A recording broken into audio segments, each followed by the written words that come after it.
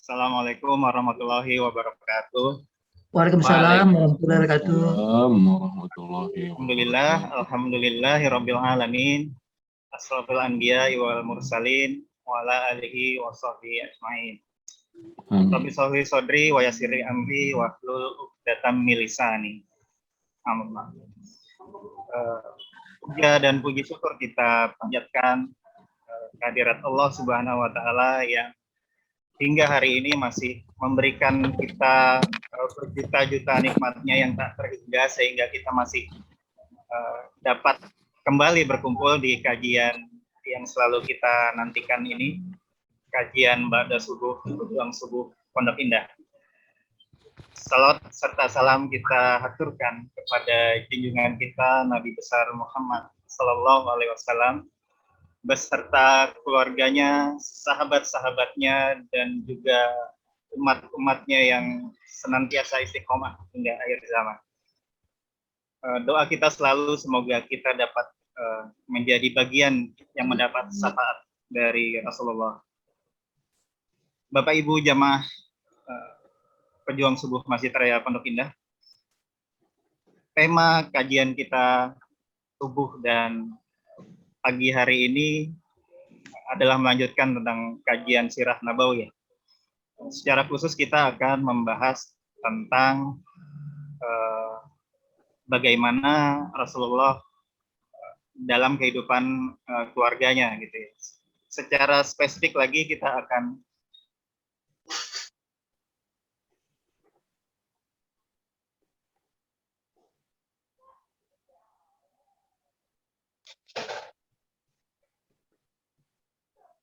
Mas Didi ter-unmute.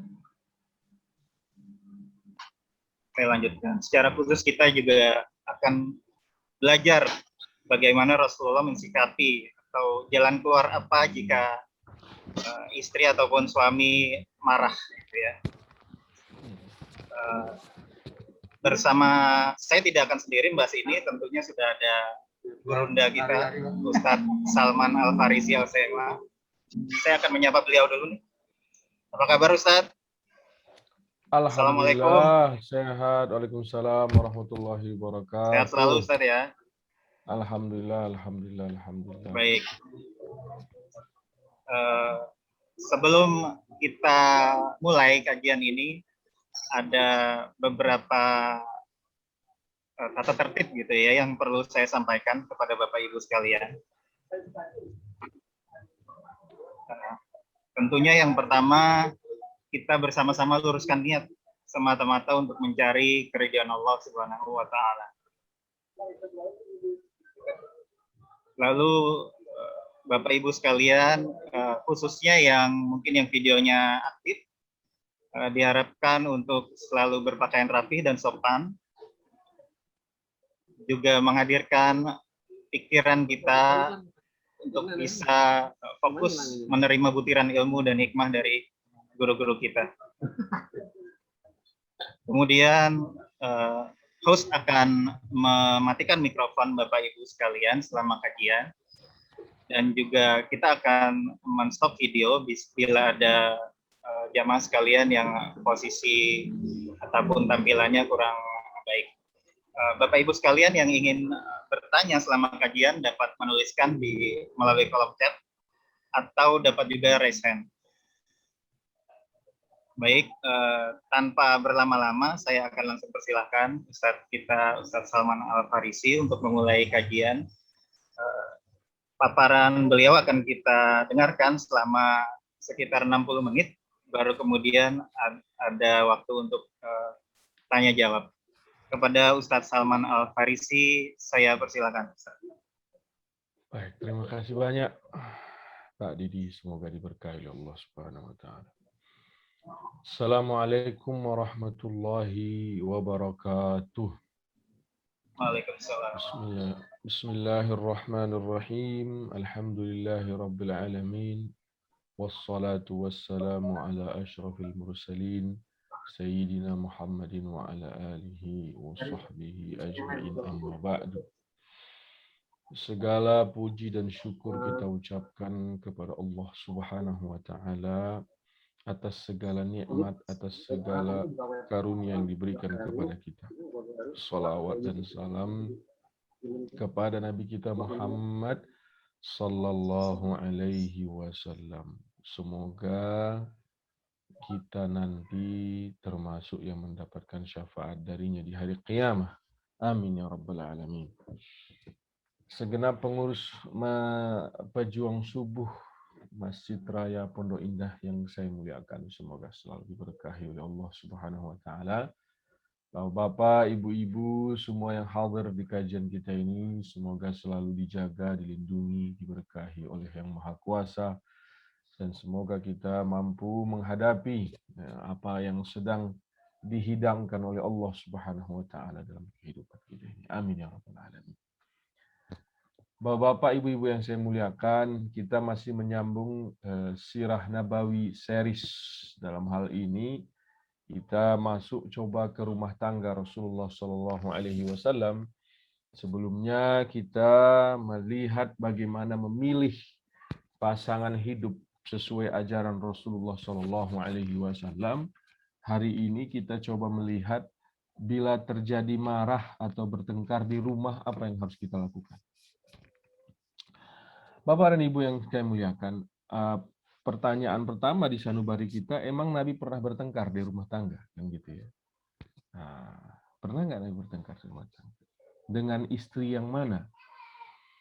Kalau kita mempelajari kehidupan Nabi Shallallahu Alaihi Wasallam, maka dengan Siti Khadijah radhiyallahu anha wa ardaha tidak kita temukan pertengkaran Rasulullah Shallallahu Alaihi Wasallam. Clear itu ya. Saya mencoba mempelajari, membaca sendiri atau bertanya ke guru, belum ada yang saya dapat info atau data bahwa Nabi bertengkar dengan Siti Khadijah radhiyallahu anha. Maka bisa kita katakan bahwa percintaan yang paling indah di seluruh dunia ini adalah antara Bunda Khadijah radhiyallahu anha wa ardaha dan Nabi kita Muhammad sallallahu alaihi wasallam. Dengan istri sesudah Rasulullah sallallahu alaihi wasallam seperti Aisyah radhiyallahu anha wa ardaha, Hafsah radhiyallahu anha wa ardaha, dan juga istri-istri yang lain, Nabi pernah mengalami gejolak lah sedikit ya. Sampai Nabi pernah mengalami meninggalkan semua istrinya selama 29 malam ya, meninggalkan semua istrinya selama 29 malam, pisah ranjang istilah mungkin ya. Ya, itu pernah dilakukan oleh Nabi kita Muhammad sallallahu alaihi wasallam.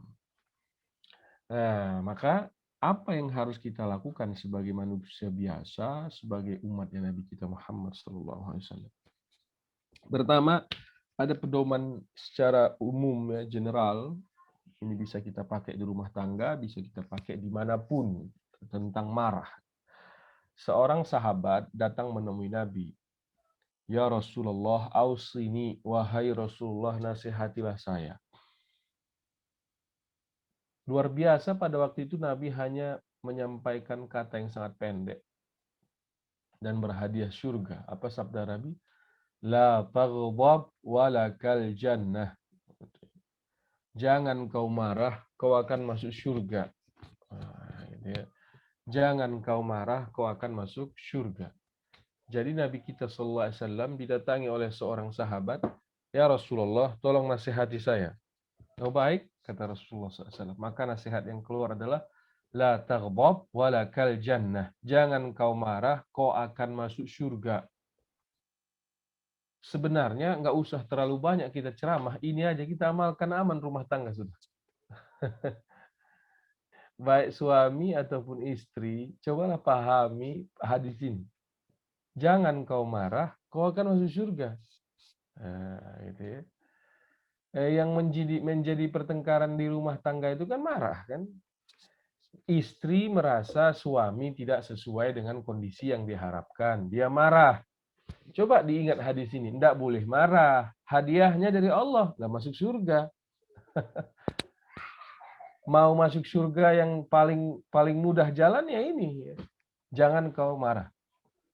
Pakai yang lain-lain mah ribet. Kalau ini mah satu doang. La taghdab wa lakal jannah. Dan hadis ini sahih. Begitu juga seorang istri, seorang suami, jika mendapatkan kondisi istri atau suatu situasi yang tidak sesuai dengan keinginannya, maka si suami ingin marah. Coba ingat hadis ini, la taghdab wa lakal jannah. Jangan kau marah, kau akan masuk surga. Atau saya kira perlu ada di setiap sudut rumah kaligrafi yang tulisannya la taghdab wa lakal jannah. Jangan kau marah, kau akan masuk surga. Dan luar biasa, ahli kesehatan, saya pernah bercerita dengan ahli kesehatan atau ahli psikolog. Saya beberapa kali kalau menemukan satu hadis yang memerlukan data pendukung dari sains atau ilmu pengetahuan, saya dengan sangat rendah hati mau belajar gitu ya. Tapi menemukan yang benar-benar paham ya. Maka di ilmu kesehatan ternyata marah ini, terutama ibu-ibu kan, ibu-ibu itu pengen kelihatan cantik ya. Ibu-ibu itu berjuang mati-matian membeli beraneka macam ragam make up, beraneka ragam macam obat hanya untuk dia terlihat cantik. Ya, dia beli lipstick, dia beli jilbab, dia beli eyeshadow, dia beli eyebrow, dia beli alis palsu, dia beli entah apa-apa macam-macamnya hanya untuk kelihatan apa? Cantik. Padahal kalau mau kelihatan cantik, jangan marah-marah.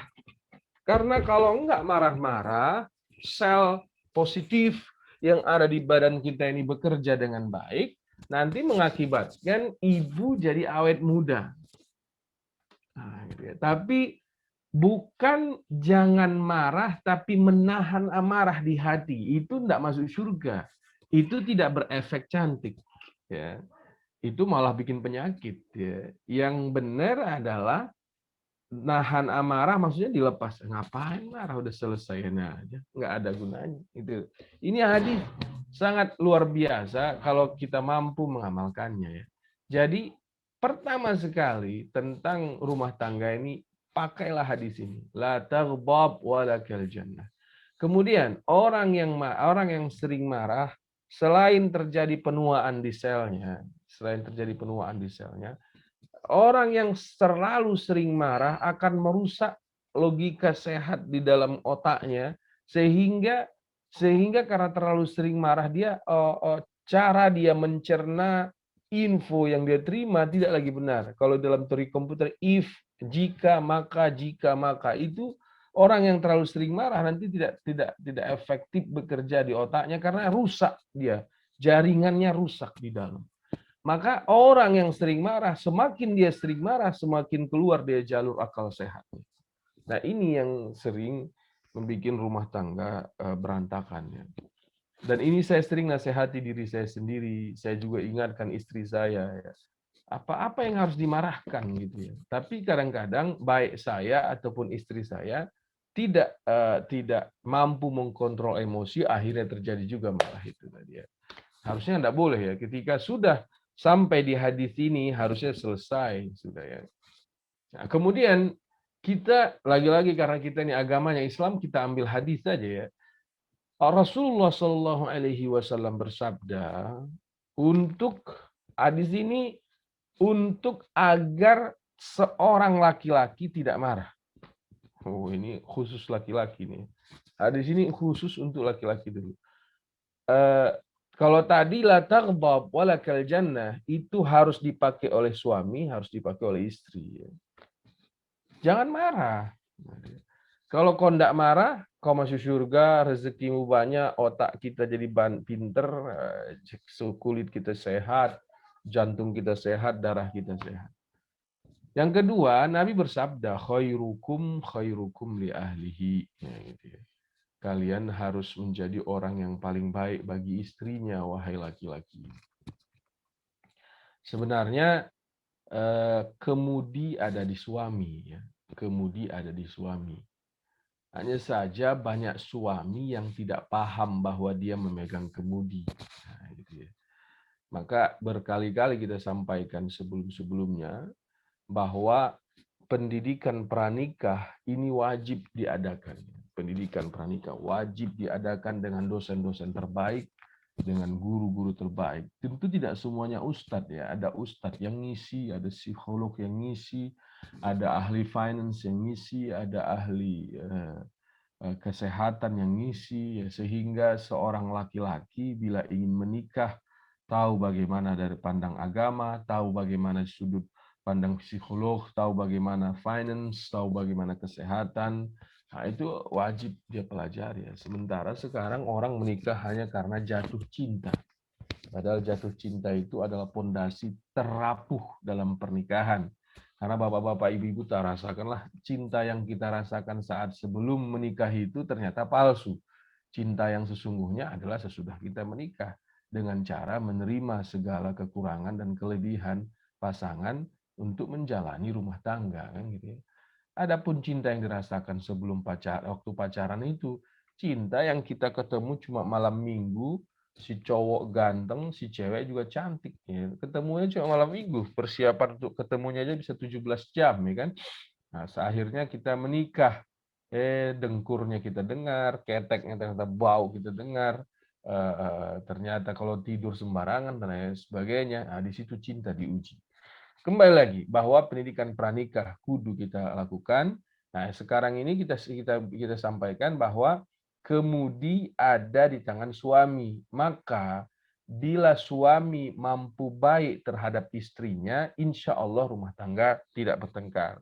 Kalaupun terjadi pertengkaran, karena dia tahu bahwa dia harus berbuat baik kepada istri dan anak-anaknya, juga dia tahu kalau dia tidak boleh marah terhadap istri dan anak-anaknya, insya Allah rumah tangga juga akan baik. Ada yang nanya ke saya gini, Ustadz, saya sudah sabar, sudah pegang kemudi, tapi bini saya ini ngeyelnya minta ampun, Ustadz. Nah, sebenarnya bapak-bapak nih, ibu yang saya muliakan, perempuan ngeyel, perempuan bawel, perempuan cerewet, perempuan apa lagi ya, itu memang fitrahnya mereka. Itu fitrah yang Allah berikan kepada perempuan. Fitrah itu sebenarnya bentuk dari senjata perlindungan dirinya dia. Dia diciptakan Allah lemah di satu sisi, tapi diciptakan Allah kuat di satu sisi. Berbeda dengan kita laki-laki. Justru memang bawelnya dia, cerewetnya dia, ngeyelnya dia adalah satu bentuk pertahanan yang Allah ciptakan di diri perempuan dengan segala kelemahan yang Allah titipkan kepada perempuan. Nah, kita laki-laki bila sudah menyadari hadis tidak boleh marah, bila sudah menyadari hadis kita harus baik, maka ngeyel, bawel, dan cerewetnya si bini ini harus kita kondisikan sesuai dengan yang kita harapkan. Bagaimana caranya? Nah, itu harus diperhatikan dengan sebaik-baiknya. Nah, itu sebenarnya gampang. Kalau dari Rasulullah SAW, bagaimana mengatasi bawelnya bini, bagaimana mengatasi bawelnya, cerewetnya bini, bagaimana mengatasi ngeyelnya bini, itu Rasulullah SAW ajarkan. Rasulullah SAW pertama, apa yang dilakukan oleh Nabi? Sering memujinya, sering membilangnya cantik, sering membilangnya seksi, ya, sering mengajaknya main, sering ngajaknya nonton bioskop, sering ngajaknya hiburan, atau yang paling ampuh di zaman kita ini, sering mengirim duit ke ATM-nya di luar jatah bulanannya. Insya Allah bawelnya, cerewetnya hilang. Udah itu insya Allah, insya Allah, insya Allah, insya Allah, insya Allah. Nggak usah lagi bapak-bapak takut ya. Bagaimana cara bini saya ngeyel aja kerjanya, cerewet banget. Ya, isi ATM-nya selesai. Udah diam dia pasti. Insya Allah diam. Dan nggak usah khawatir duit suami itu di tangan istri, nggak usah dikhawatirkan. Tapi terlebih dahulu didik istri mengenai finance ya. Mah gampang ya. Ibu bapak merasa kan kadang-kadang ada laki-laki pelit ya. Dia tidak mau ngasih duit ke istrinya, itu salah ya. Kalau ada bapak-bapak di sini yang kayak gitu, tolong dirubah itu ya. Loh, kasih aja sama istrinya. Misalnya tanya dia, Dek, kau butuh sebulan berapa? Dia bilang misalnya 3 juta rupiah, Bang. Kasih aja 3 juta rupiah atau kasih 3,5 juta rupiah. Nggak usah khawatir. Nanti ajak dia jalan. Kau dulu yang traktir ya. Nah, gitu ya. Kau dulu yang traktir ya. Kan bisa gitu kan? Kasih aja dulu dia duitnya, baru nanti kalau jalan-jalan bilang yang traktir kau. Mah gampang. Kasih aja dulu dia duitnya. Sekarang belanja online, Dek, abang butuh baju lengan pendek batik begini. Nah, yang bayar siapa? Talangin dulu ya. Kalau sudah kau kasih duluan, nanti mudah itu. Nah, di sini kadang-kadang laki-laki kurang paham. Dia pelitnya minta ampun sama istrinya. Salah itu ya. Itu yang bikin juga ngeyel atau bawel atau cerewetnya bini makin menerkam ya. Kadang-kadang saya kalau ada laki-laki yang cerita kalau istrinya cerewet, ini pasti ini laki pelit ini kan gitu ya. Coba kalau lakinya nggak pelit, nggak cerewet itu bini. Ya, jadi kenapa dia nggak pelit, Pak? Karena dia paham hadis tadi, dia harus baik sama istrinya. Nah, gitu kan. Makanya kita kalau nak hidup nih enak, ya kita kembalikan aja ke hadis Nabi kan. Kita harus baik sama istri kita. Jadi sebawel apapun nih istri, insya Allah jadi baik. Nah, gitu ya, insya Allah jadi baik. Maka udah 2 hadis ya, saya ulangi lagi. Kalau di rumah terjadi percekcokan atau pertengkaran, pegang hadis tadi, la taghdab, jangan kau marah. Kau kan masuk surga. Ini baik suami ataupun istri. Jangan marah. Masuk surga loh, Pak. Ibu bapak kita semua ini beribadah bla bla bla bla bla. Tentu dengan sangat memohon ridho dan kasih sayangnya Allah, kita berharap agar kita diikutkan di surga bersama Rasulullah SAW. Nah, sesudah berumah tangga, kita akan menghadapi emosi yang sangat tinggi dan Allah dan Rasulnya memberikan peluang kita masuk surga hanya dengan menahan amarah.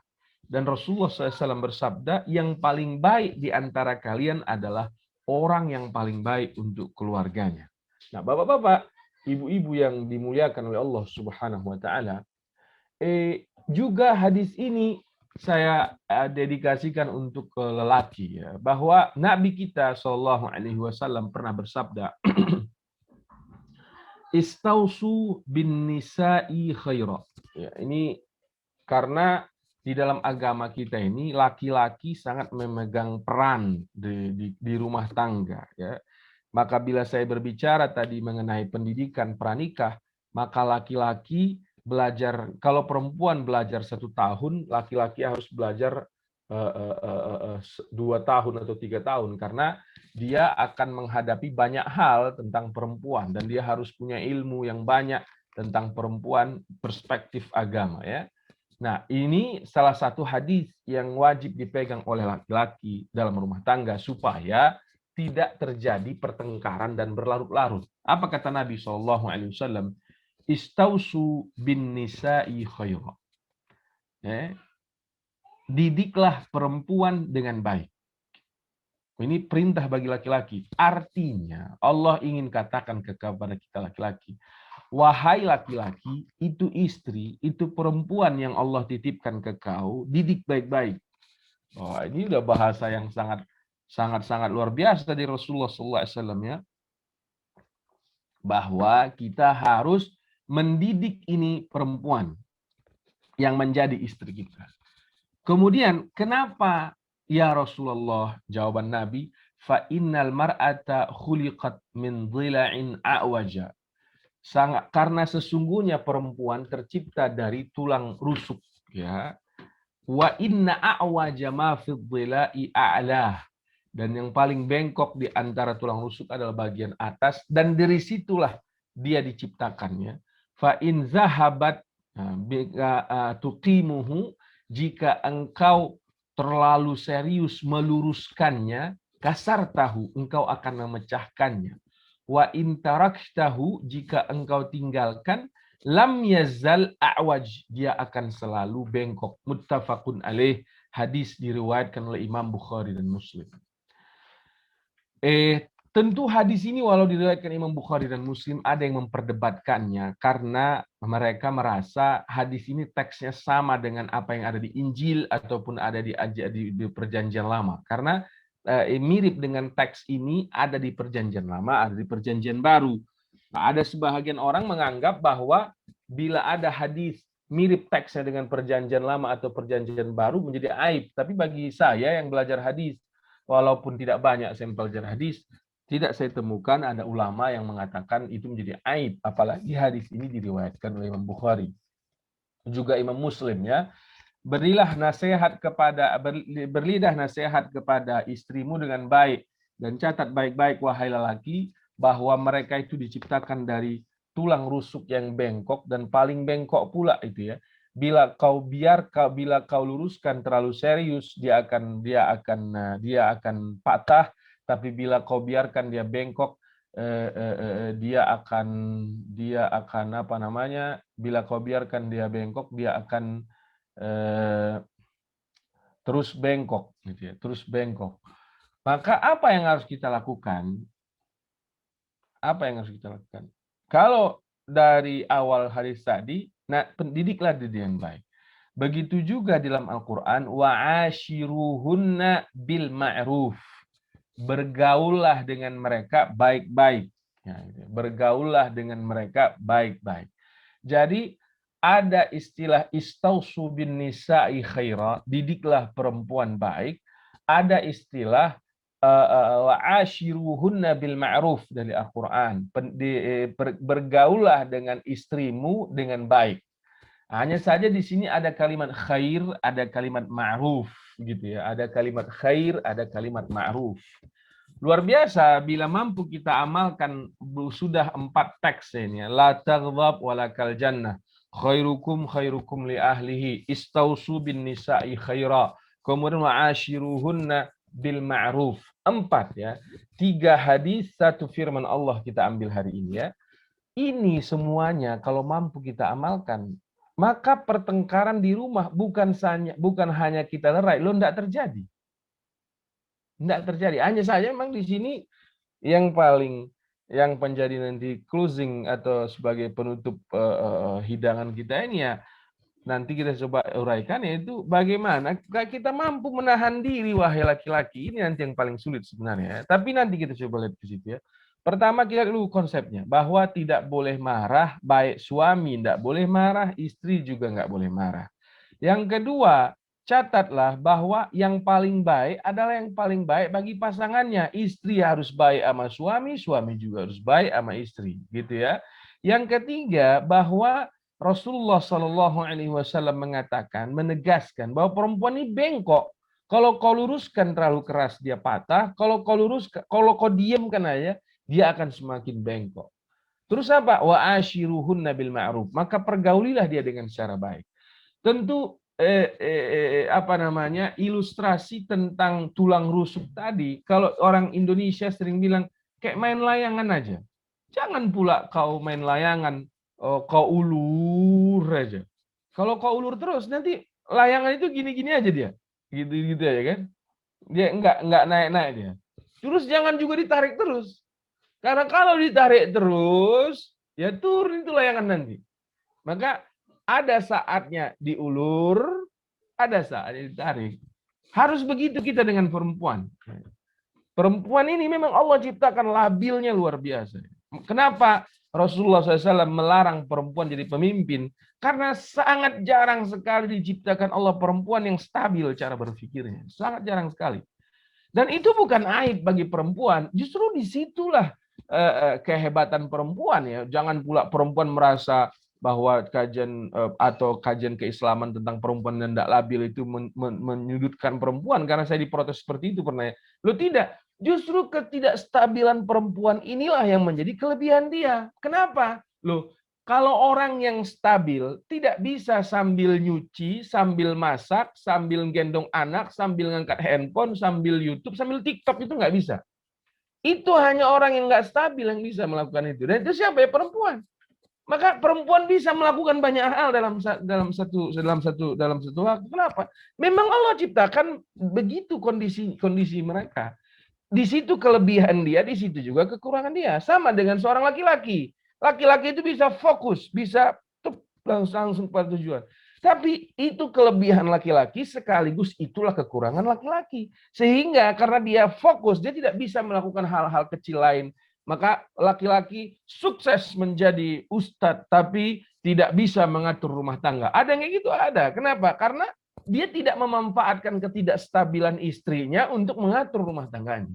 Maka antara laki-laki dan perempuan ini sebenarnya satu hal yang sudah kayak tutup ketemu botolnya ya, pas betul kalau mampu memanfaatkan pesan-pesan Islam itu dengan baik tentang laki-laki ataupun tentang perempuan. Nah ya, baik, saya ulangi lagi ya. Jangan marah, jadilah yang terbaik. Ingat ilustrasi bahwa perempuan ini tidak stabil dia ya. Kita harus stabilkan dia. Dan jangan merasa perempuan ini sebuah kekurangan, saya ulangi lagi, karena ini kelebihan sekaligus kekurangan. Begitu juga fokusnya laki-laki itu kelebihan sekaligus kekurangan bagi laki-laki. Jika dipertemukan, ini akan menjadi sempurna. Yang keempat, ayat dari Allah SWT, wa ashiruhunna bil ma'ruf, bergaulilah mereka dengan sebaik-baiknya. Saya ingin lagi mengajak bapak-bapak, ibu-ibu melihat pesan Nabi SAW. Lihat ini ibu-ibu ya, supaya kita nggak marah dengan istri atau tidak marah kepada suami. An Aisyah radhiyallahu anha wa ardaha, qultu ya Rasulullah, ayyun nasi a'zamu haqqan 'alal mar'ati. Wahai Rasulullah, kata Aisyah radhiyallahu anha ardaha, manusia yang paling berhak terhadap seorang perempuan itu siapa? Itu pertanyaan Nabi ya. Misalnya ini perempuan, istri saya aja saya bilang, istri saya. Istri saya ini yang paling berhak terhadap dia siapa? Nah, gitu ya. Siapa yang paling berhak terhadap istri saya? Saya. Qala Nabi sallallahu alaihi wasallam zaujuha, istrinya, suaminya, ya. Siapa yang paling berhak terhadap istrinya? Suaminya. Nah, ini harus dipahami oleh perempuan. Kadang-kadang kita gini ya. Saya beberapa kali diajak oleh perempuan pinter diskusi, dia menganggap bahwa kajian yang saya sampaikan melalui Al-Quran dan Sunnah ini mendiskreditkan perempuan. Saya bilang enggak, cooling down, kita nanti kumpulkan data mengenai bagaimana Nabi memuliakan perempuan, bagaimana Islam ini memuliakan perempuan, bagaimana belum ada satu ideologi pun sebelum Nabi lahir memikirkan tentang perempuan. Tapi memang Nabi SAW menempatkan baik laki-laki ataupun perempuan pas pada posisinya. Bila tidak dipahami akan merasa, wah ini kayaknya terlalu laki-laki gitu ya. Ya Rasulullah, ayun nasi a'wamu haqqan al mar'ati. Wahai Rasulullah, perempuan itu yang paling berhak terhadap dia siapa? Qala zaujuha, suaminya. Qultu fa ayun nasi haqqan ala rajuli. Maka kalau laki-laki siapa yang paling berhak terhadap dia? Qala ummuhu. Ya, Nabi menjawab adalah ibunya. Nah, ini kadang-kadang menjadi sumber pertengkaran ini di rumah tangga. Ada suami masih mencintai imaknya, masih mencintai ibunya, masih memperhatikan ibunya, istrinya cemburu. Kenapa istrinya cemburu? Mungkin kebiasaannya karena tidak tahu. Saya yakin kalau istri soleh sudah tahu hadis ini, tidak perlu lagi dia cemburu. Oh iya, memang itu perintah Allah. Memang begitu Rasulullah SAW. Suatu saat nanti, wahai istri yang cemburu terhadap anak, terhadap suaminya yang perhatikan ibunya, engkau suatu saat akan jadi ibu.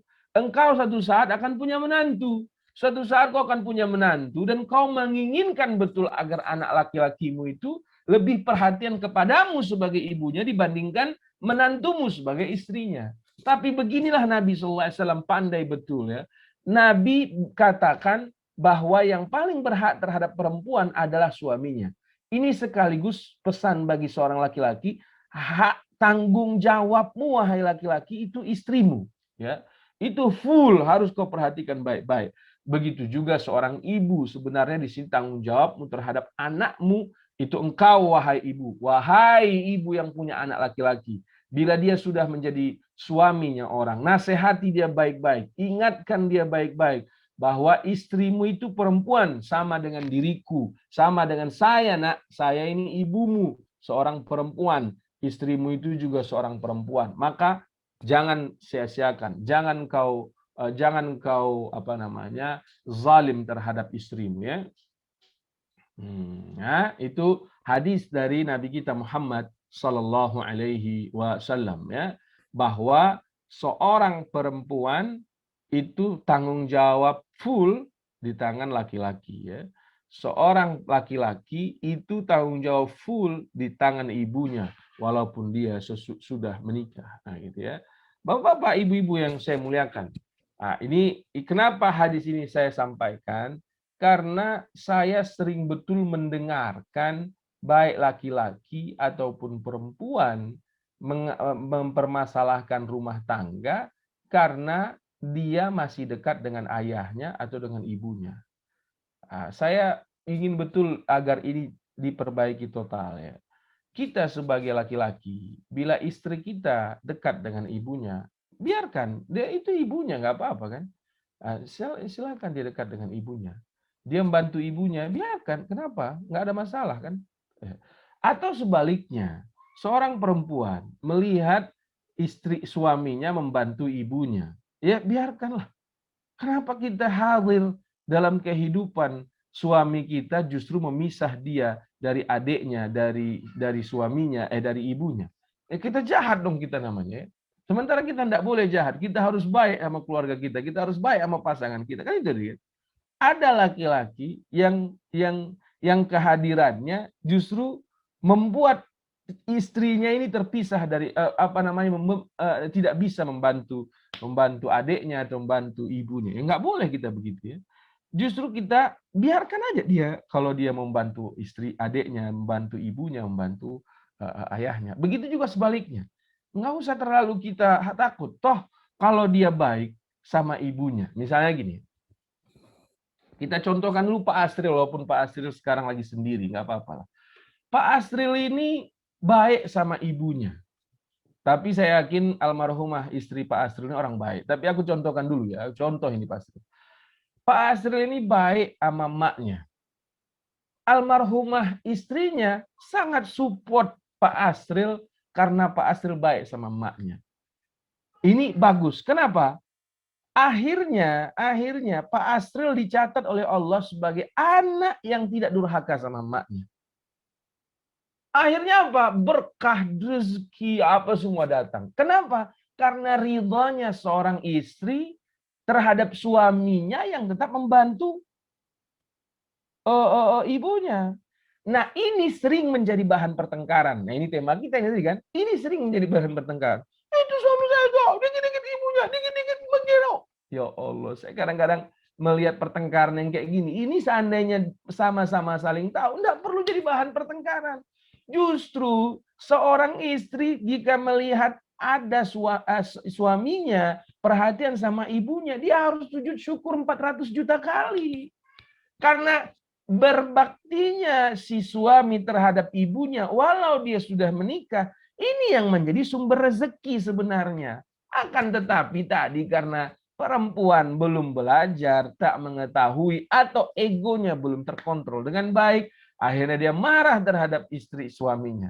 Jika suami ini juga bukan seorang pemegang kemudi yang baik, akhirnya dia stop karena mengikuti keinginan istri, dia stop membantu ibunya. Akhirnya apa yang datang? Kehancuran demi kehancuran akan datang di rumah tangga itu.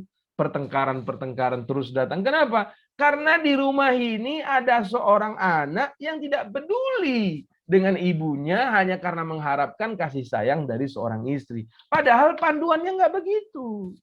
Panduannya adalah baik-baik aja. Begitu juga sebaliknya. Bila seorang istri perhatian terhadap ibunya, biarkan aja. Nggak apa-apa.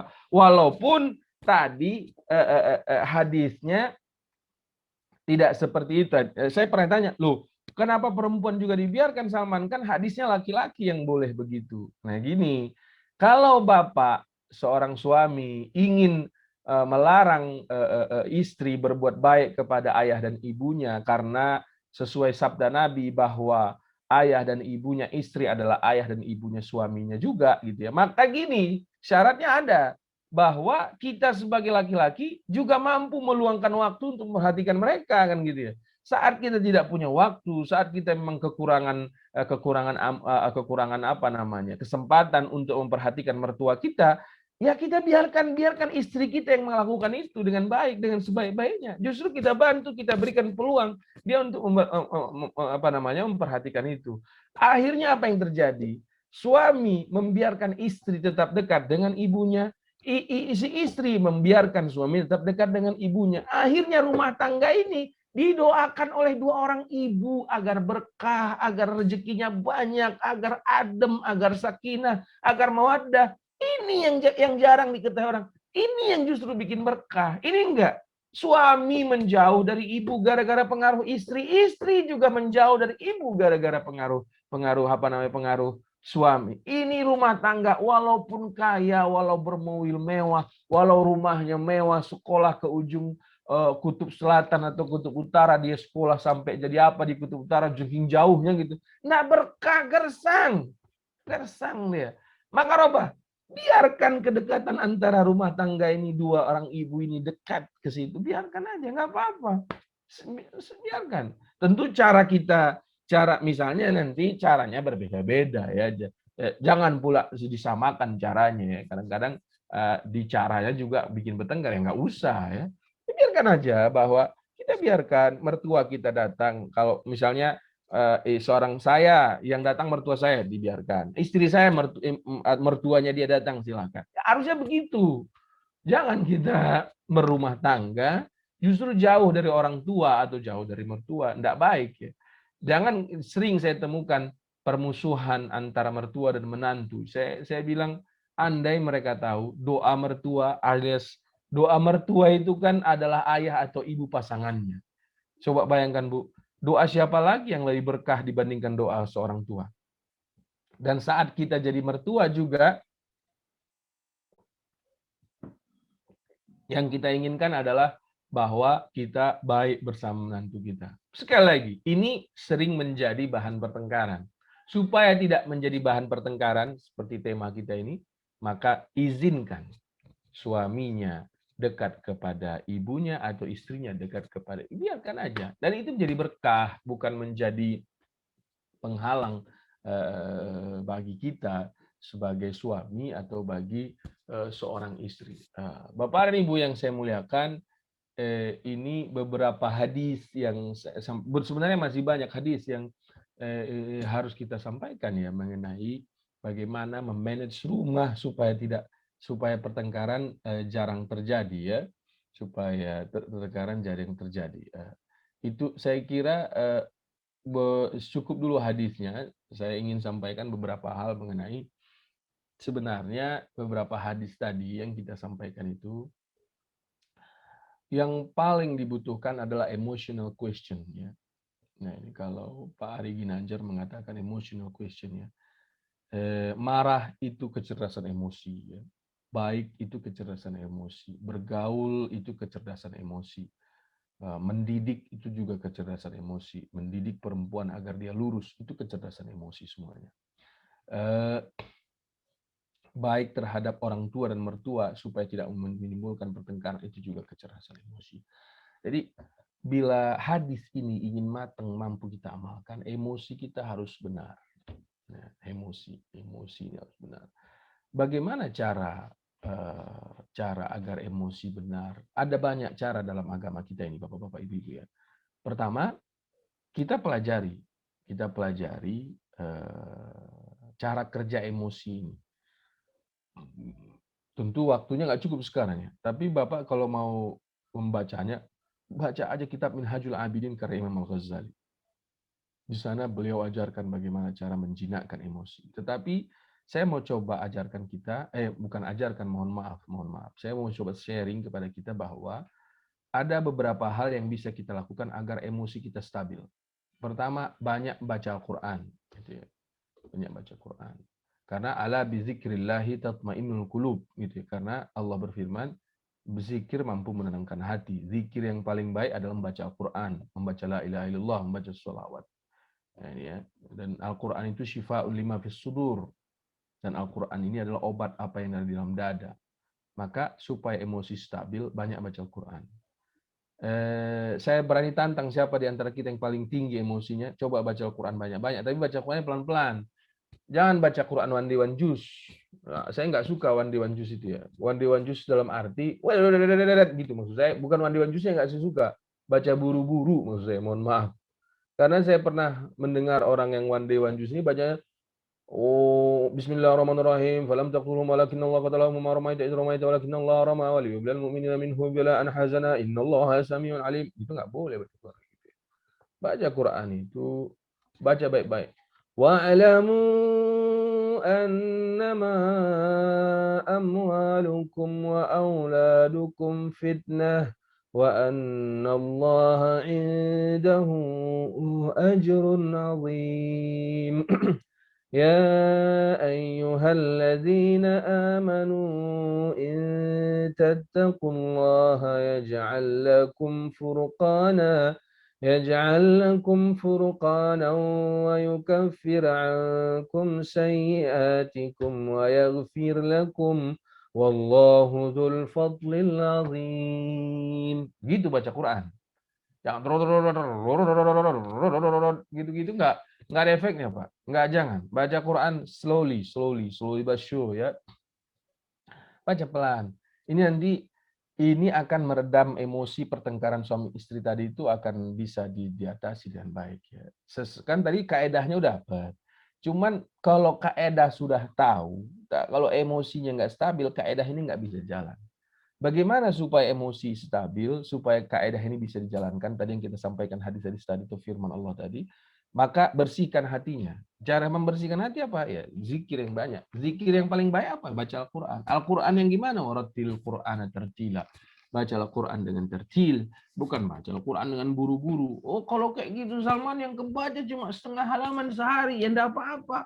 Mending setengah halaman sehari tapi penuh penghayatan daripada 4 juz sehari tapi nggak boleh. Yang kedua, banyak berpuasa, apalagi di bulan Rajab ini. Senin, Kemis, Rajab ini usahakan puasa. Coba Bapak Ibu selama Rajab ini jangan marah dulu sama bini supaya nanti ada rahasia. Saya juga belum memahaminya dengan baik, belum mendapatkan hadisnya dengan baik. Ada guru saya bilang, usahakan selama bulan Rajab jangan marah sama bini. Ya, begitu juga seorang istri, usahakan selama bulan Rajab jangan marah sama suami.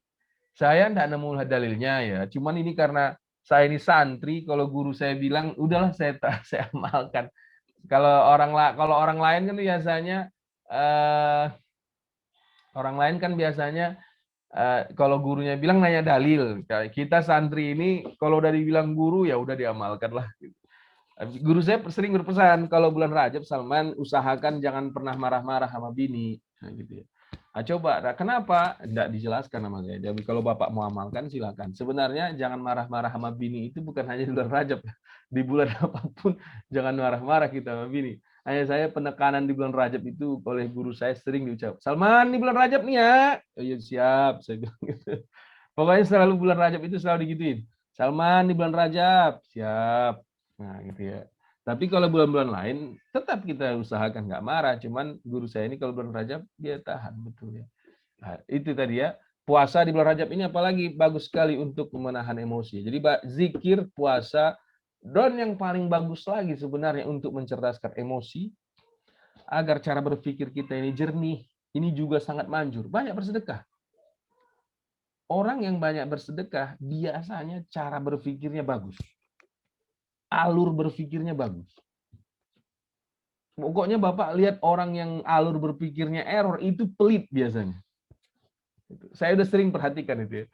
Saya sering perhatikan. Kalau orang alur berpikirnya rusak, ya, error, ini pasti orang pelit. Tapi kalau orang alur berpikirnya itu bagus, terstruktur, ya, mempertahankan sesuatu atau mengalah dengan sesuatu saat berbicara, itu orang yang pandai. Ini pasti orang pemurah. Karena sinkronisasi antara pemurah dengan menahan emosi, kalau dibahas secara psikolog ada sinkronisasinya. Kenapa bersedekah memicu cara orang emosinya jadi tenang? Itu ada bisa dibahas di Al-Imam Ibnu Sina membahas itu dalam Ilmu Nafs di kitab psikolog yang dia tulis. Ya, kira-kira Nah, itu ya. Jadi banyak puasa, banyak baca Quran, zikir-zikir yang lain, banyak puasa, kemudian banyak bersedekah adalah salah satu cara. Bukan hanya 3 ini ya Bapak Ibu ya, banyak cara menenangkan emosi. Tapi 3 inilah yang saya sarankan untuk menenangkan emosi kita sehingga kita paham agar tidak marah karena hadiahnya surga, sehingga kita paham agar jangan bertengkar karena kita harus baik kepada istri karena orang yang paling baik di sisi Allah adalah orang yang paling baik bagi istrinya. Sehingga kita paham agar tidak bertengkar, kita harus didik istri kita dengan sebaik-baiknya. Dan sehingga kita paham bahwa perempuan ini harus kita pergauli dengan baik sehingga pertengkaran tidak terjadi. Juga kita paham bahwa yang paling berhak terhadap seorang perempuan adalah suaminya, yang paling berhak terhadap seorang laki-laki adalah ibunya. Percikan-percikan pertengkaran tidak terjadi lagi kalau kita sudah memahami teks-teks suci yang barusan kita bacakan. Namun bukan berarti hadis atau Al-Quran, panduan agar tidak marah, agar bagaimana marah bisa diselesaikan, masih banyak dalam Al-Quran. Tapi untuk sementara ini yang bisa saya sampaikan. Lebih dan kurang saya mohon maaf. Saya kembalikan kepada Bapak host supaya membimbing ada pertanyaan atau diskusi. Terima kasih.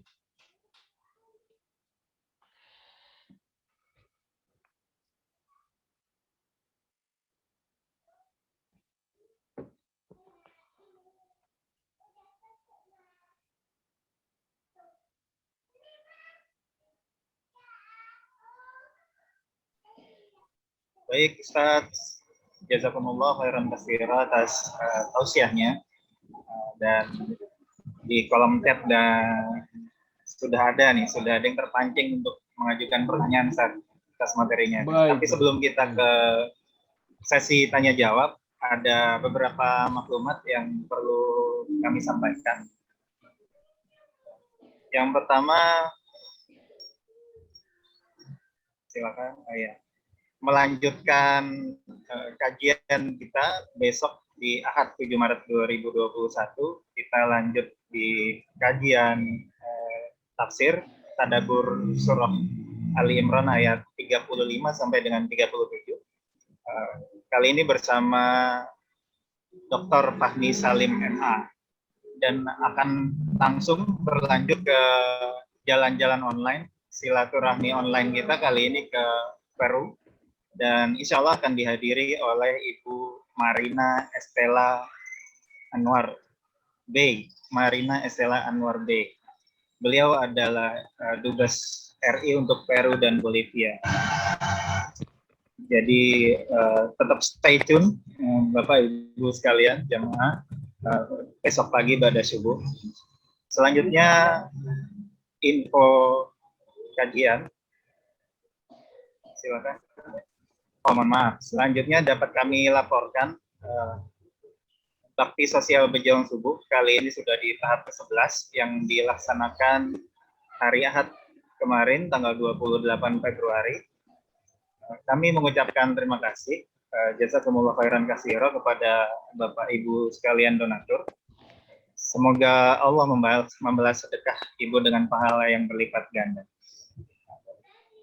Ini dapat kita saksikan ya foto-foto penyerahan bansos, ada ke pedagang di lingkungan MRTI, ada teman-teman petugas parkir di MRTI, teman-teman outsource dan lain sebagainya, juga ada tim kebersihan MRTI. Bansos ini juga kerjasama dengan Dinsos DKI Jakarta. Nah, kemudian bagi Bapak Ibu yang masih ingin berpartisipasi untuk donasi sembako di batch berikutnya, kita masih membuka peluang Bapak Ibu sekalian untuk berdonasi. Bapak Ibu dapat menghubungi Bendahara Pejuang Subuh Masjid Raya Pondok Indah, Bapak Irwan Prima Aditya, di nomor yang tertera di layar 0811 828 246. Atau Bapak Ibu sekalian juga dapat langsung transfer ke rekening Pejuang Subuh Masjid Raya Pondok Indah di Bank Syariah Mandiri 45120201001 atas nama Yayasan Pejuang Subuh Pondok Indah. Baik,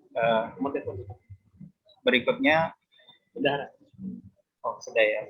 Berikutnya bagi Bapak Ibu yang ingin memperlancar ataupun memperbaiki bacaan Quran, kita ada beberapa program.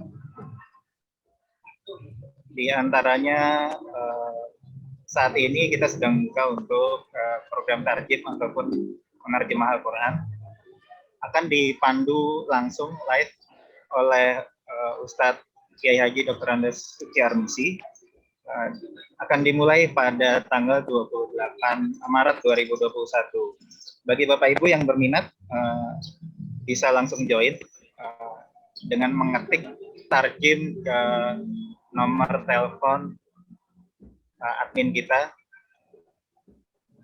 Bapak Ibu sekalian juga yang sudah mengikuti training dapat ada after training service dari kita. Selanjutnya, baik.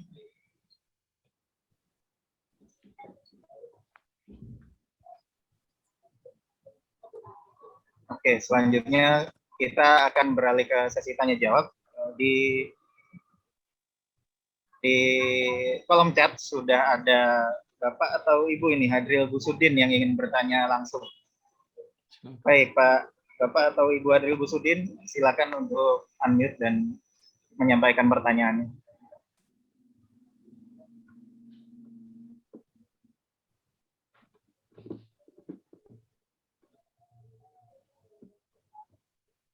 Bapak, Bu Hadril, bagaimana? Baik, kalau... Halo. Oh iya, silakan. Assalamualaikum. Waalaikumsalam. Silakan, Pak. Assalamualaikum warahmatullahi wabarakatuh. Waalaikumsalam. Jadi terima kasih banyak, Masya Allah, luar biasa nih, suatu kajian yang sangat bagus sekali untuk dalam membangun rumah tangga. Jadi pertama begini, ada semacam kebiasaan atau secara pemikiran atau tradisi lah gitu. Kalau orang tua kita mencarikan jodoh kepada kita, ataupun kita mencarikan jodoh kepada anak-anak kita, lihatlah bibit, lihatlah bobot, lihatlah bebek. Ini kalau nggak salah ini konsep Jawa nih, teori di Jawa, bibit, bebek, bobot. Apakah konsep ini bertentangan dengan Islam atau memang sesuai dengan Islam? Karena kata bibit, bebek, bobot ini apakah ada termasuk kata-kata implisit di sini unsur-unsur keislaman? Baik. Itu satu ya. Nah, hal yang kedua yang saya tanyakan adalah masalah emansipasi wanita. Kalau saya mengikuti pengajian-pengajian, kayaknya kadang-kadang saya melihat emansipasi wanita ini menurut konsep Islam ini termasuk agak keliru juga nih. Kenapa? Karena yang menjadi tanggung jawab rumah tangga itu adalah laki-laki. Artinya yang membiayai rumah tangga adalah tanggung jawab laki-laki, bukan tanggung jawab perempuan. Tetapi dalam persoalan emansipasi wanita, justru malah wanita itu bisa menduduki jabatan yang lebih tinggi daripada laki-laki. Malah itu bisa mengalahkan jabatan-jabatan yang harus dilakukan oleh laki-laki. Sehingga terjadi kelangkaan atau bergeser lapangan kerja pada lapangan kerja kaum bapak-bapak. Apakah, jadi pertanyaan saya kan, apakah emansipasi wanita itu cocok dengan konsep Islami atau syariah Islam? Ini perlu yang terdalami. Atau memang, jadi saya pernah juga dengar dibolehkan wanita untuk bekerja, untuk membantu para suami. Ada juga kalimat itu tidak dilarang, tapi pada profesi-profesi tertentu. Ini mungkin harus diperjelaskan dengan dalil nih, sampai sejauh mana wanita itu diberi hak untuk menjalankan fungsinya untuk mencari pekerjaan atau ikut membantu ekonomi keluarga. Terima kasih. Wassalamualaikum warahmatullahi wabarakatuh. Waalaikumsalam warahmatullahi wabarakatuh. Bibit, bebet, bobot nih sesuai lah dengan ajaran agama ya, karena pertemuan kita pertama kemarin ya, tungkahul mar'ati, dinikahi seorang perempuan linasabiha karena keturunannya, bibitnya kan, Nah, wali jamaliha karena cantiknya, itu bobotnya kali. Wali maliha karena hartanya, itu bebetnya. Hanya saja bibit bebet bobot ini tidak memakai fasfar bizatiddin, pilihlah yang punya agama. Nah, itu aja, kurang bibit bebet bobot itu harusnya bibit bebet bobot bubut kalian yang mewakili spiritual maksud saya kan gitu ya. Kan bibit bebet bobot diwakili dalam agama keturunan siapa, berarti harus dilihat kan. Hartanya gimana harus dilihat, cantik apa enggak harus dilihat. Itu bibit bebet bobot. Hanya saja agama lebih indah. Agama mengatakan fazfar bizatiddin. Yang paling harus jadikan kau patokan adalah agamanya, akhlaknya. Agama di sini pun sebenarnya penerjemahannya jangan hanya sekedar pakai kopiah, pakai jilbab, bukan. Akhlaknya yang paling baik. Sekarang gini, muncul pertanyaan belakangan ini, Ustadz, aku udah menikah dengan seorang hafiz Quran, tapi ternyata di rumah dia begini. Nah, saya bilang, memang memahami, pilihlah yang punya agama, bukan karena dia hafal Quran, bukan karena dia pergi haji, bukan karena dia pakai jenggot, bukan karena dia jilbabnya lebar, bukan hanya itu, tapi dia ngaji, dia akhlaknya baik, dia sholat, dia akhlaknya baik, dia haji, dia akhlaknya baik, dia hafiz akhlaknya baik. Ya, jadi tidak boleh salah satunya ya. Pilihlah orang yang punya agama, taribat yadak. Kalau ilustrasinya tanganmu akan tenang kan gitu. Nah, jadi bibit bebet bobot sesuai dengan anjuran agama, hanya saja tidak disempurnakan dengan agama. Fasfar bizatiddin. Pilihlah yang punya agama, artinya akhlak dan spirit, akhlak dan ibadahnya sejalan dengan baik. Jadi boleh ya, bibit bebet bobot. Yang kedua, emansipasi wanita, ya Islam juga mengajarkan emansipasi wanita. Ya. Tidak ada ajaran Islam yang melarang perempuan tidak beraktivitas. Ya. Beraktivitas sesuai kadrat perempuan, ya gitu ya. Khadijah itu tetap berusaha, tetap berbisnis sesudah ada ajaran agama, akan tetapi Nabi Shallallahu Alaihi Wasallam membuat itu teratur, terarah. Makanya Nabi Khadijah radhiyallahu anha warḍaha sesudah menikah dengan Rasulullah Shallallahu Alaihi Wasallam menjalankan usahanya dari rumah. Ya, di rumah dijalankan usahanya. Kemudian anak-anak dan istrinya diprioritaskan. Jadi Khadijah radhiyallahu anha warḍaha sesudah menikah dengan Nabi Muhammad sallallahu alaihi wasallam, prioritasnya adalah suami dan anak-anaknya. Kalau suami dan anak-anaknya sudah terlayani dengan baik, maka dari rumah usaha dia jalankan. Nah, itu syaratnya kalau mau emansipasi ya, jangan dilebihkan. Nah, kadang saya akhirnya dialog dengan perempuan-perempuan yang denial dengan istilah ini gitu. Masa si Salman gini-gini? Ya udah, ayo kita tenang ngobrol dulu lah gitu. Sekarang kita ngobrol dengan tenang. Saya menelusuri dan saya bilang gini, Bu, kau gelar kau PhD, kau sekolah sampai ke Australia, sampai ke Jerman. Sesudah kau dapat gelar PhD, justru ke PhD-anmu itu hanya kau berikan ke satu perusahaan atau ke satu jabatan. Yang jabatan atau perusahaan ini tidak menjamin kau apapun sedikit pun di hari tuamu nanti. Saat nanti kau sudah pensiun, apa yang mampu dilakukan oleh perusahaanmu itu? Apa yang mampu dilakukan oleh jabatanmu itu? Nothing. Tapi saat kau berikan gelar PhD-mu itu untuk membesarkan anakmu, untuk mencerdaskan anakmu, untuk mendidik anakmu sebaik-baiknya, saat kau tua nanti, kau baru tahu apa hasilnya itu. Betapa berharganya mendidik anak dibandingkan mendidik sebuah perusahaan atau mendidik sebuah jabatan. Tapi kadang-kadang banyak orang yang nggak terima. Ya, saya juga nggak mau berdebat. Kalau saya ketemu perempuan nggak terima saya Salman, ya nggak apa-apa. Emang ini bukan paksaan buat siapapun, tapi lihatlah realiti kehidupan kita sehari-hari. Apa yang terjadi? saya menemukan sudah banyak sekali anak yang menelantarkan ibunya. Apa penyebabnya? Loh, karena ibunya ini dulu juga tidak mengurus dia dengan baik, sibuk dengan jabatannya, sibuk dengan karirnya, dan lain-lain sebagainya. Ini bukan 1, 2, 3, 4, 5, 6, 10. Berpuluh-puluh orang saya temui seperti itu. Bagaimana nasib anaknya akhirnya sesudah dipercayakan kepada pembantu, babysitter, atau pesantren sekalipun.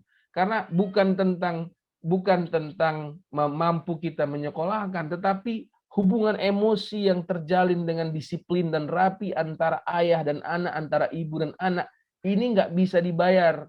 Tidak bisa dibangun hanya dengan 2 detik. Sering orang datang ketemu saya, Ustaz Salman, gimana nih anak saya udah 25 tahun, sholat aja nggak mau, pakai jilbab nggak mau. Apa yang terjadi? Saya akan cari anaknya. Saya akan tanya anaknya dulu. Tapi jangan ada ibunya di situ. Jadi saya akan ngobrol sama anaknya. Apa sebenarnya yang terjadi dengan anak ini selama sebelum ibunya datang ini kan? Kita harus tahu. Ini kadang-kadang yang ngeluh ibu dan bapaknya aja. Si Ustadz pula membela ayah ibunya pula kan, karena mungkin ayah ibunya kaya, pengen didonaturi pesantrennya misalnya. Nah, jangan kayak gitu kita ya. Kita harus tanya anaknya, panggil anaknya, ajak anaknya ngobrol 4 mata, baru ketahuan problemnya.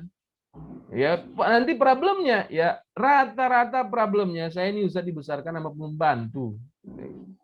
Ayah saya berangkat kerja pagi, mak saya juga berangkat kerja pagi.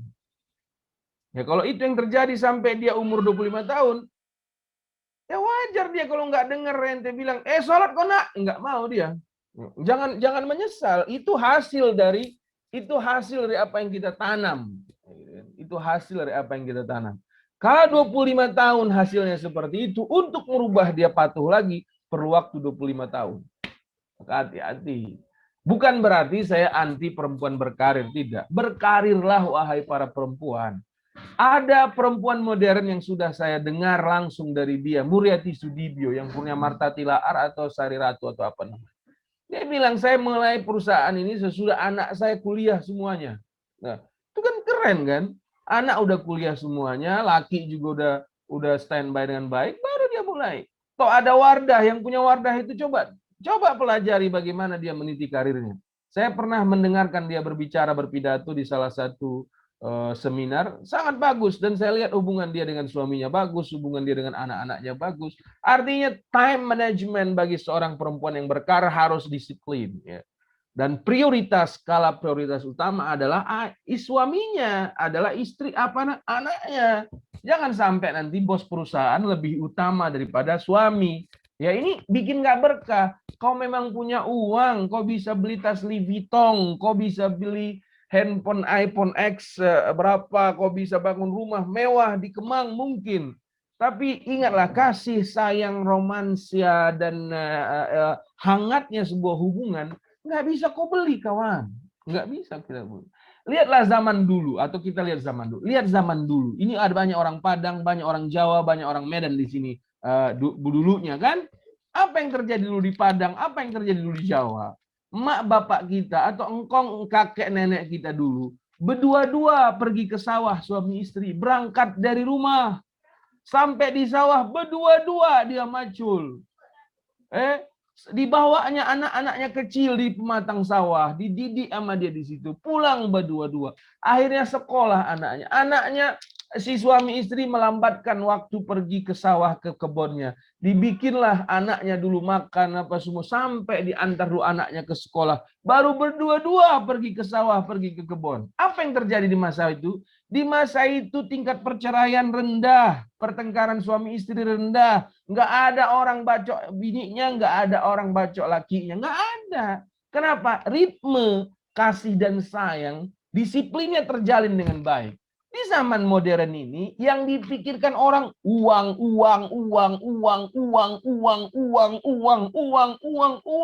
sampai ustadz dan habibnya pun mikirin uang. Maka berantakan semuanya sudah. Berantakan. Alumni SD kumpul yang disebut berhasil kalau rumahnya di Pondok Indah. Ya kagak. Rumah Pondok Indah itu 85% bertengkar laki bini. Karena pasien saya rumah Pondok Indah semuanya yang bertengkar laki bini.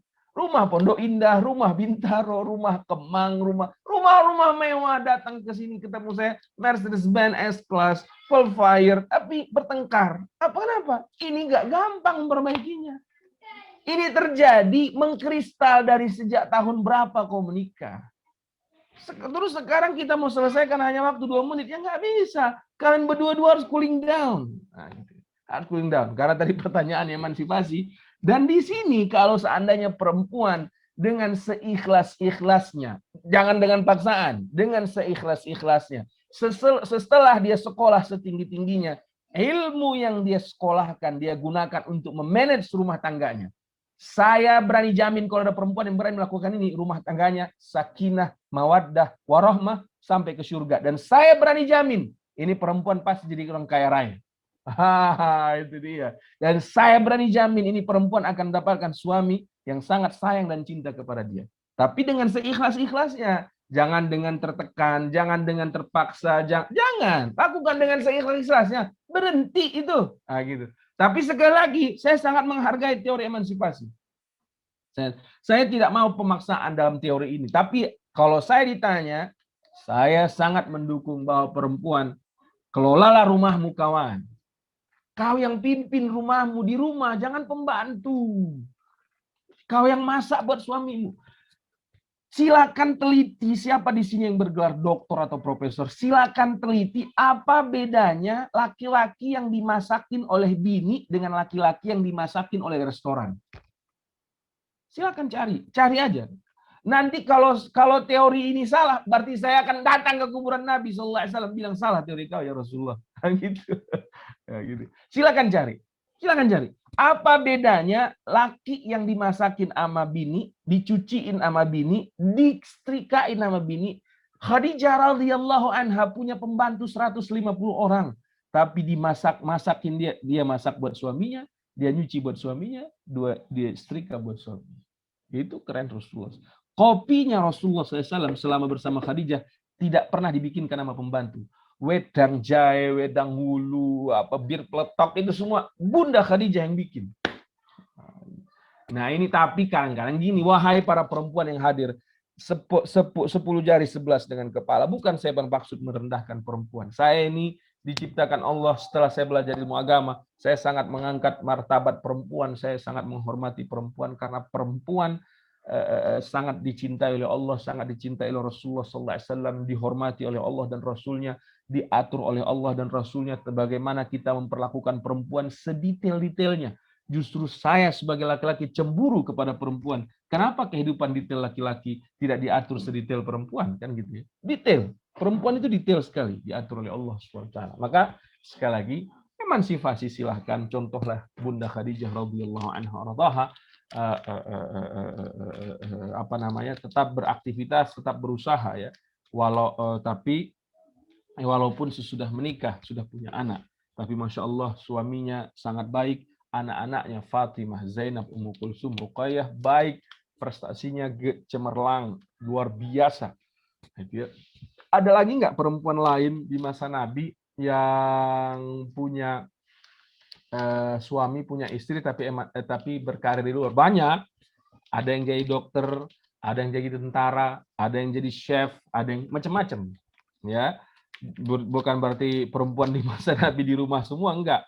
Ada yang jadi dokter, ada yang jadi tentara, ada yang jadi chef, ada yang jadi penceramah di masa Nabi perempuan, ada semuanya, dan semua itu diizinkan oleh Nabi. Nabi hanya nasihati mereka, jangan lupakan suamimu ya, nah gitu ya.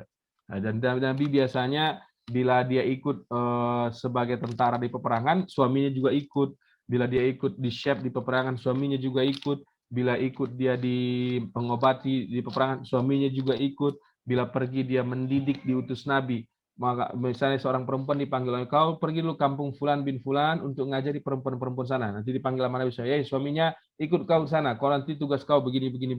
Rasulullah SAW kasih lagi tugasnya, sehingga hubungan emosi antara suami istri ini tidak hilang dikarenakan tugas dari Nabi Muhammad Sallallahu Alaihi Wasallam. Terima kasih Pak Haji, semoga diberkahi oleh Allah Subhanahu Wa Taala.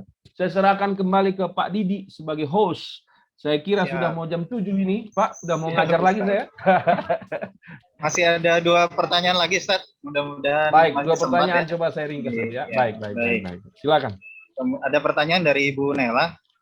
Baik. Pertanyaannya bunyinya, maaf Ustadz, bagaimana Ya. menghadapi suami yang pelit terhadap biaya rumah tangga?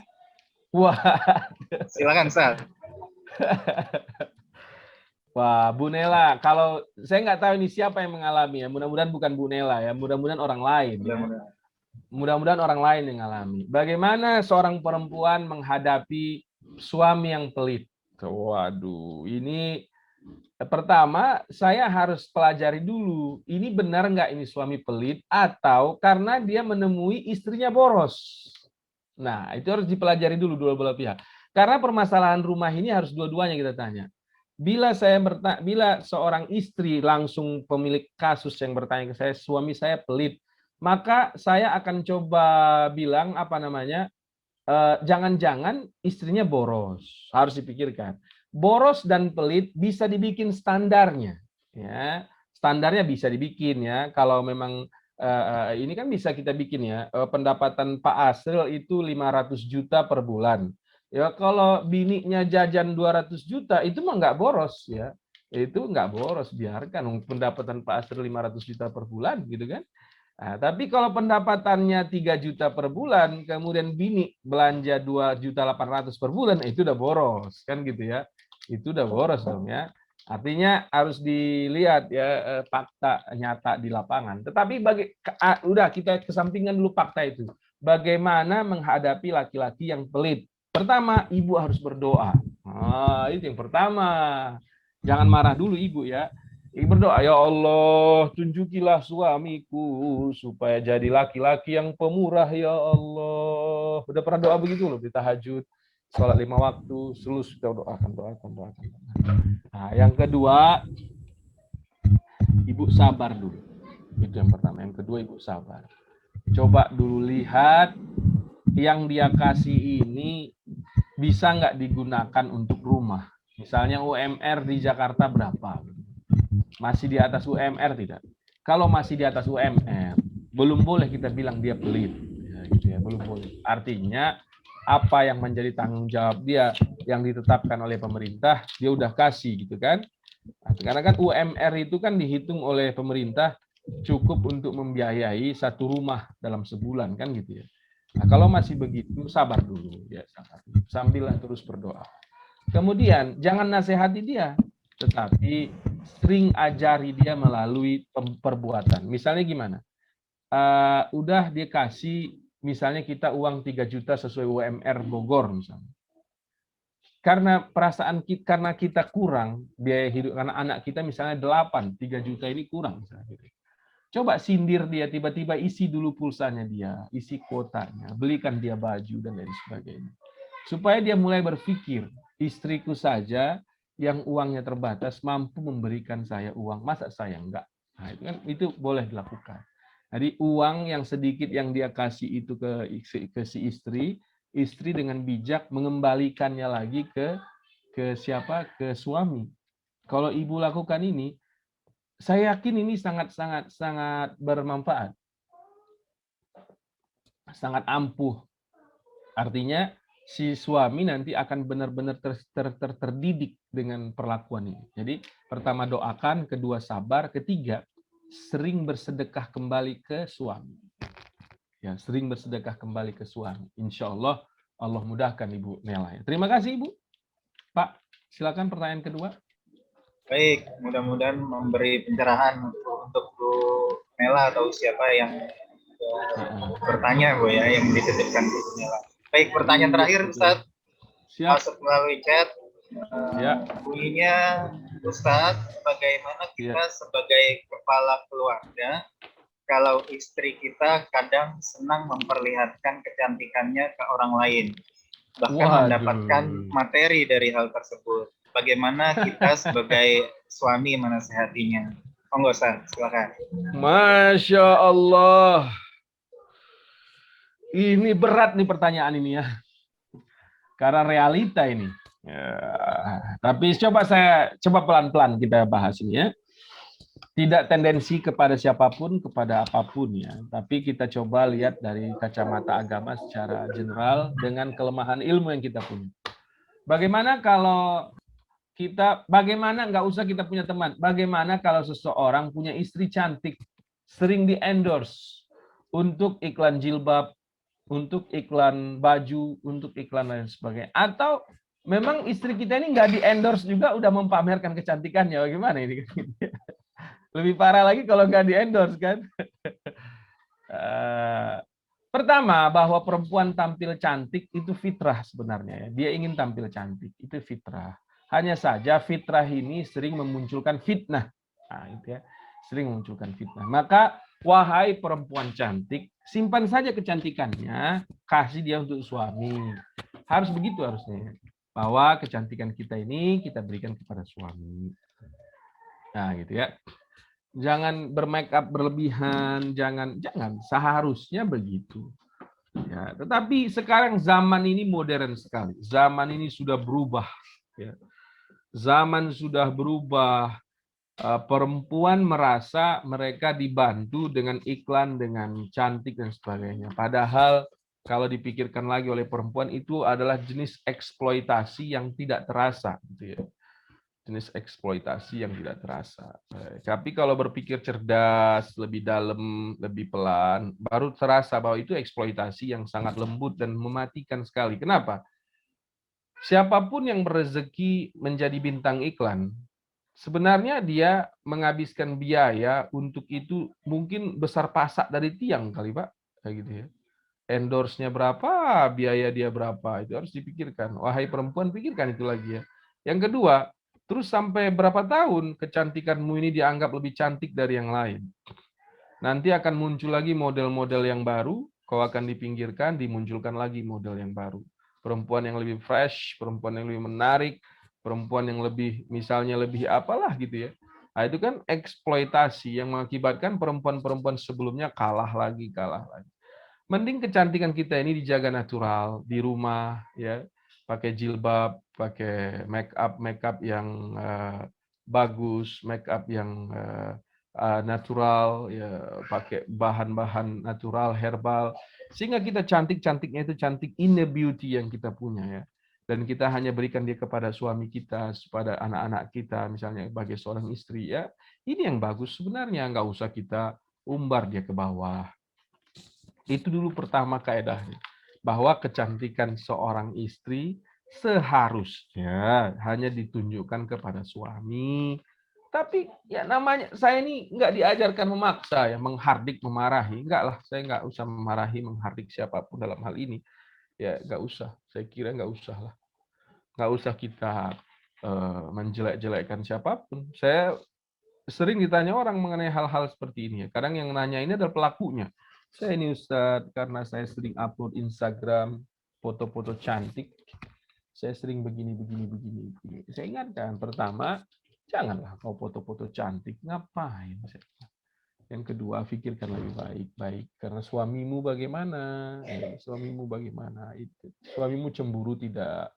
Harus dipikirkan ya. Nah, itu yang pertama, dipikirkan. Yang kedua, saya jadi bintang iklan, artis dan lain sebagainya, perempuan ya. Bisa tidak menjaga aurat dengan baik di situ kan gitu ya. Kalau memang mau jadi bintang iklan, aurat dengan baik terjaga. Yang kedua, siap nggak suami mendampinginya saat proses tapping itu tadi? Jangan dia pergi sendiri. Atau ada mahram yang mampu menjaga dia dari fitnah-fitnah yang terjadi. Kalau ada ya silahkan. Kalau saya begitu aja. Ada mahram yang siap mendampingi saat dia melakukan proses itu, atau suami yang siap mendampingi saat melakukan proses itu, ya silahkan. Tapi kalau saya nih laki-laki, kalau kita laki-laki, usahakanlah wahai laki-laki mencukupi semua kebutuhan rumah tangga sehingga istri tidak terlalu repot mencari tambahan. Dan kau juga istri, nggak usah lagi apa yang dibawa suami. Kenapa? Emang nggak cukup? Kenapa? Nggak cukup itu karena kita syahwat kita yang minta lebih, atau nggak cukup karena memang barang nggak cukup? Appraisal di ilmu zaman sekarang bisa diukur cukup dan tidak cukupnya kehidupan dalam rumah tangga dalam sebulan. Jangan turunkan ego, jangan pakai istilah dulu. Nanti kalau kita kenapa-napa, kalau supaya ekonomi kita mandiri dan lain sebagainya, banyak sekarang pendidikan yang begitu dididik kepada anak perempuan bekerja dan sebagainya supaya kalau nanti terjadi sesuatu tidak sengsara banget. Janganlah. Saya pikir kembalilah ke fitrah agama, jadilah perempuan sesuai ajaran Nabi Sallallahu Alaihi Wasallam, jaga rumah, jaga anak, jaga istri, jaga suami. Tetap ingin berkarir, berkarirlah seperti Bunda Khadijah radhiyallahu anha dari rumah, menjalankan bisnis, apalagi di zaman sekarang ada bisnis online, belanja online, jual online, sehingga kita tidak perlu ketemu terlalu banyak orang dan tidak perlu meninggalkan rumah. Kita mengerjakan semuanya di rumah sambil bersama suami, sambil bersama anak-anak. Terima kasih banyak Pak Didi, terima kasih yang semua menanya, terima kasih kepada semua jemaah. Semoga apa yang kita bahas pagi ini bermanfaat buat kita. Tentu ada yang salah, itu dari saya karena kekurangan ilmu, mohon maaf atas segala-galanya. Ada yang baik, itu murni dari Allah Subhanahu wa taala, karena ridho dan izin Allah akhirnya keluar sesuatu yang baik. Semoga kita amalkan. Wabillahi taufiq wal hidayah. Mohon maaf atas segala yang salah. Kita doakan semoga semua jamaah dalam keadaan sehat walafiat, diberkahi oleh Allah Subhanahu wa taala, panjang umur, rumah tangga, sakinah, mawaddah warahmah. Kita doakan wabil khusus Pak Irwan, katanya sedang sakit. Semoga sakitnya disembuhkan oleh Allah, semoga sembuhnya sempurna, semoga keluarga sabar menghadapinya, jangan panik, jangan takut. Ini semua ujian dari Allah Subhanahu wa taala, ini semua bagian dari penguat iman dari Allah Subhanahu wa taala. Semoga Pak Irwan, semoga semua jamaah yang sakit diberikan kekuatan iman, kekuatan batin, diberi sabar yang sempurna sesempurna-sempurnanya dan disembuhkan oleh Allah Subhanahu wa taala dengan sesempurna-sempurnanya. Ala hadhihi niyyah wa li kulli niyatin salihah wa ila hadratin nabiyil mustafa sallallahu alaihi wasallam. Al-Fatihah. A'udzu billahi minasyaitonir rajim. Bismillahirrahmanirrahim. Alhamdulillahi rabbil alamin. الرحمن الرحيم مالك يوم الدين إياك نعبد وإياك نستعين اهدنا الصراط المستقيم صراط الذين أنعمت عليهم غير المغضوب عليهم ولا الضالين آمين. Terima kasih Pak Didi, terima kasih Pak Asril, Pak Jono dan semua jemaah. Wabillahi taufiq wal hidayah. Mohon maaf atas segala yang salah. Assalamualaikum warahmatullahi wabarakatuh. Terima kasih Ustadz Salman. Terima kasih Ustadz Salman. Ya, Pak. Baik, Saya duluan ya, Bapak Ibu ya. Ya, salam Salman. Assalamualaikum. Waalaikumsalam warahmatullahi wabarakatuh.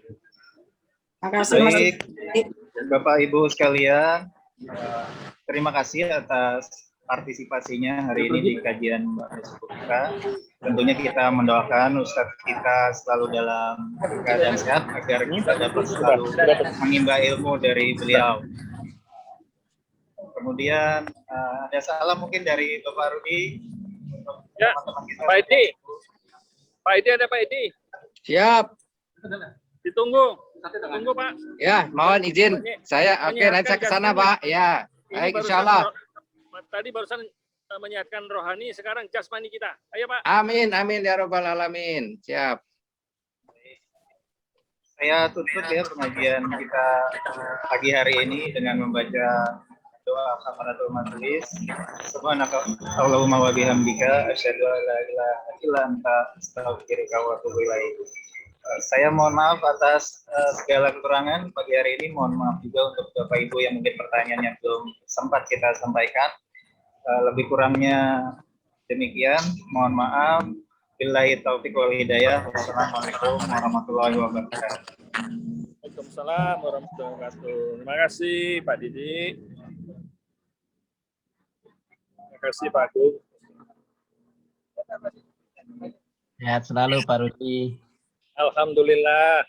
Terima kasih.